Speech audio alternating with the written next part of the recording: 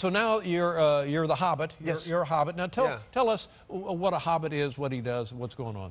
A Hobbit is a kind of creature. Well, it's a book by J.R.R. Tolkien, who also wrote Lord of the Rings, and it's set in Middle-earth. And the Hobbit that I play is Bilbo Baggins, and he's the kind of title character of this tale that takes you through this adventure. He's a kind of they're a kind of very friendly, peace-loving, relaxed kind of creature who work the land. All they want to do is drink ale and have a warm hearth, and he's ripped out of that world into a massively dangerous adventure. Now this was when was the last Lord of the Rings film done? 2004, I think. 2004. Yeah. And one of the spectacular things about it was the spectacular thing about it. Yeah. Now we've made advances in motion picture spectacle, and this is.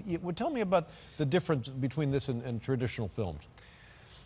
Well, there's a lot of CG, as you. I mean, you know, Peter Jackson is someone who likes to CG, computer-generated images. There's a lot of that. I mean, Peter Jackson is someone who likes to push the boundaries of where film is going to go. So, I mean, you know, the optimum way that he wants people to see this is in 3D and 48 frames a second. Now, what does that mean to Mr. and Mrs. Ticket buyer? Yes, well, we are used to, I think since the mid-20s, how we see films is 24 frames a second. That's how we're used to seeing the movement of moving pictures on film. So 48 frames, obviously literally double that. Peter's thought behind that, I think, is that 48 frames is closer to actual movement and how we really move. The picture is pin sharp. The 3D is amazing. You really feel quite immersed in it. It's a very immersive experience. I've seen it twice, and yeah, I think it's great. Now, as an actor, does this have any bearing on how you approach your daily work? No, it doesn't at all. Thank God. You know, because I think if it did, it would. If it infringes upon that, then you're not thinking about the job that you're... Because your job essentially is the same whether it's The Hobbit or a stage play or a radio play, whatever. It's to, you know, to be believable in that role.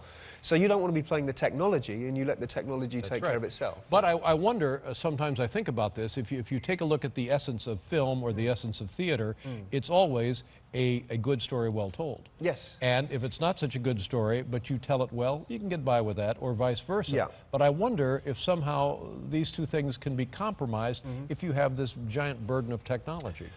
I think if it's used... I mean, I'd be inclined to agree if the people using the technology weren't masters of it. But they are really, really good practitioners of it who care more about the story than anything. I'm a huge believer in if the story isn't king, then something is really wrong. You know, we should all be subject to the story. And it's also shot in IMAX, is that correct? There is, and I mean, see, I don't even know what that means.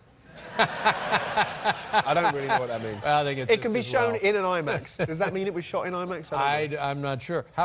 So you go to New Zealand. Yes. Now, do you take advantage of any of the actual physical beauty of New Zealand? We sure do. Yeah. So, I mean, for the second block of... We were there for 18 months, on and off.